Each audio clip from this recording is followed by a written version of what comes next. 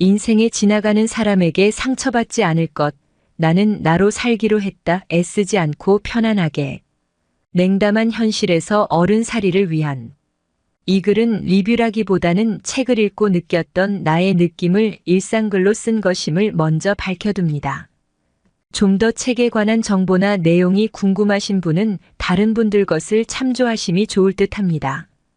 수많은 사람들이 이 책을 읽고 책의 내용이 여러 곳에 인용이 되어 있어서 이 책을 손에 들기 전에도 이미 알고 있었다. 책을 읽으면서 내내 어쩜 이 작가는 이렇게 구석구석의 마음들을 잘 꼬집어냈을까 감탄했다. 보편적으로 요즘의 삶을 살아가는 사람들에게서 느낄 수 있는 공허함, 자책감, 또 그것들로부터 회복하려는 마음, 관계 맺음에서 오는 불편한 마음, 자신을 지키려는 마음 등 어느 한 구석 세세하게 나의 마음을 대변하지 않은 것이 없다는 사실이 놀라웠다. 담담히 자신의 몫으로 살아가는 사람들에게 보내는 위로와 박수, 그리고 상처받지 말라는 연고. 같은 내용들이 읽는 내내 마음에 따뜻한 바람을 불어넣어준다. 이 책은 사실 소제목만 보아도 대략적인 내용을 유추할 수 있는데 제목이 바로 내용 그 자체이기 때문이다. 내게 친절하지 않은 사람에게 친절하지 않을 것, 인생에 지나가는 사람들에게 상처받지 않을 것, 나 외엔 무엇도 되지 않을 것, 힘이 들 때는 힘이 든다고 말할 것, 서로의 경계를 지켜줄 것, 잘 싸우는 법을 배울 것, 다들 알아서 행복할 것, 어른으로 살아갈 것. 특히나 이 책에서 내용도 좋지만 사파를 보는 재미가 쏠쏠하다. 작가가 직접 그린 사파만 보아도 내용도 짐작이 되지만 그림과 함께 써있는 작가의 촌철살인 같은 한마디가 특히나 재밌으면서도 마음을 콕 찌른다. 단순하게 그리는 그림들에서 느껴지는 강한 한마디. 오늘은 이런저런 얘기를 쓰기보다는 작가의 사파를 위주로 소개하는 걸로 리뷰를 쓰는 것도 좋겠다. 후회하지 않는 사람이 있을까? 돌아보지 않는 사람이 있을까? 우리는 수많은 선택을 하면서 나아가지만 선택은 항상 힘들고 외롭다. 신중하게 골랐다고 나름 생각했지만 안 좋은 결과에 늘 뒤를 돌아보게 된다. 알지만 알면서도 잘 안 되는 것들. 우리에게 필요한 건 정말 후회가 아닌 평가이고 걱정이 아닌 판단이다. 상처 입지 않으려고 애쓰지만 사실 상처를 안 받는 사람은 없다. 남들에게는 상처가 아니라 해도 자신에게는 상처가 될 수도 있고 사람마다 감당할 수 있는 상처의 깊이는 다르다. 또 내가 상처를 입힐 수도 있다. 그러지 않기 위해서 오늘도 조심조심 하고 있지만 모든 사람에게 다 좋은 사람이 될 수 없는 것처럼 어느 누군가에게는 나 또한 상처 입히는 사람이 될 수 있겠지. 생각해보니 오늘 나도 누군가에게 좀 매정하게 전화를 끄는 것 같은 생각이. 너무 공감 가는 그림. 저런 경우가 살면서 몇 번이나 있었는지. 거절하지 못하는 나의 마음에 결국 매정한 사람으로 몰아세워진 경우. 저렇게 해서 나도 끊어진 관계가 있어서 너무 공감이 간다. 일방적 감정의 통로가 아니었나. 나를 돌아본다. 남편에게서, 아이들에게서, 친구에게서. 친하고 가깝다는 이유로. 나의 감정, 나의 이야기만 쏟아내었던 건 아닌지. 그럴 리 없다고 생각하면서도 약간 마음이 시려오는 건 가까운 친구가 조금씩 변하고 있는 게 느껴진다. 그 친구를 오랫동안 보아와서 그 친구의 생각이, 가치관이, 그로 인해 행동들이 조금씩 변화하는 것을 느끼면서 당황해한 적이 많다.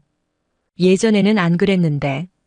늘 나와 비슷한 점이 많아 더욱 가까이 느꼈던 친구가 어느 때부터 기찻길이 조금씩 어긋나듯이 나와 많이 달라진 것을 느끼면서 그 친구에게 실망도 하기고 또 그로 인해 나 자신을 자책도 하고 가끔씩 마음을 상하는 부분도 있기도 했지만 난 알고 있었다. 저 친구가 변하는 것이 아니라 원래의 자기 스스로를 찾아가고 있는 것이라는 것을. 그동안 스스로 억눌러왔던 굴레들에서 조금씩 벗어나 자기를 찾아가고 있는 거라는 것을. 난 그러한 친구를 지금의 모습 그대로 받아들이고 그것을 인정해줘야 한다는 것을 말이다. 그 모습을 지켜보면서 나 또한 많은 생각을 하게 되었다. 그런 나의 복잡한 마음을 내색하지 않으면서 난 소중한 우정을 지킬 수 있었다. 내가 참 잘했다고 생각하는 부분이다. 자존감이 떨어지는 때는 자신 스스로의 가치를 무시하거나 잘 알지 못할 때 흔히 일어난다. 남들과 비교하면서 스스로를 낮추는 일이 얼마나 바보 같음을 알면서도 되풀이 하는 것이 우리들이다.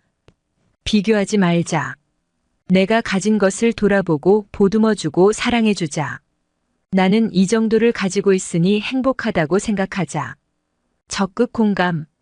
이라고 쓰고 싶지만 사실은 그렇지가 않다.